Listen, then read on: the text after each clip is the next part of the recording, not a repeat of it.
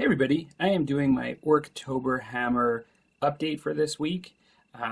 What I've got in front of you here is just still early days, but I think I've made some progress on getting base paint and starting to do some highlighting on certain areas of the Ork Raider box set.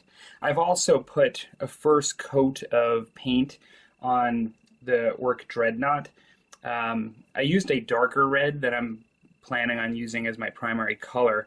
I used the Coat to Arms Vampire Red, and I even added some black and made a wash, and like just dumped a wash on it too, just to give it some, I guess, some definition early on, and some, to get that first coat over the black.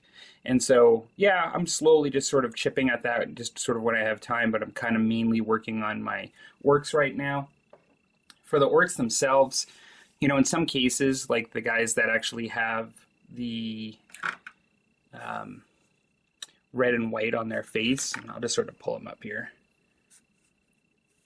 I've kind of started to do the highlight, and I've done black lining on both the skin, in some cases the pants, and in some cases the face.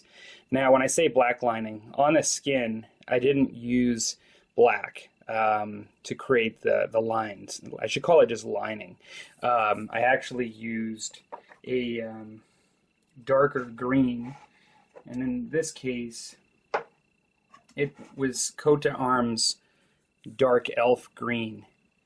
I used, and that's in contrast to the base coat, which is just Goblin Green. And so I think it's a really nice sort of color to dark line on Orc skin, and I think it came out nicely, and so I was happy with that. And then I have done one quick highlight as well. I went in and cleaned up a little bit with Goblin Green. I did one quick highlight with a 50-50 mix of Goblin Green and Scorpion Green. And so I kind of mixed these to get somewhere in between and did a really, I guess I did like a glaze highlight, is what I would describe it as. And so, yeah, I still have a long way to go. I'm going to be doing lining on other areas of the model, which I've not done, but I kind of wanted to just get the skin looking a little better than that first coat of base paint, just so I could start to get kind of excited about these guys. I did do that sort of old traditional style of black and then dry brushing or painting the raised surfaces with bolt gun metal to give that sort of dirty metallic look that was often done. And people still do that today. It's actually a pretty good technique to get a really quick, nice looking gun. And so I think that it looks pretty typical of stuff of the period. I did do the sword I haven't done yet, because with him I am going to brighten that up a bit and do it a little differently. I didn't do it like the guns. But in some cases I've started to highlight blues and reds a little bit. So here, yeah, I have done a little bit of highlighting to show some of the damage, battle damage on the shoulder pads.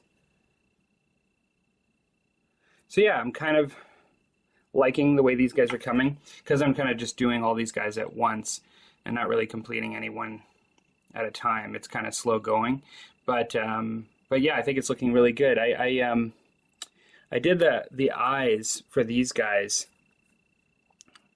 I have my camera kind of low. I'm sorry if I'm bumping it sometimes.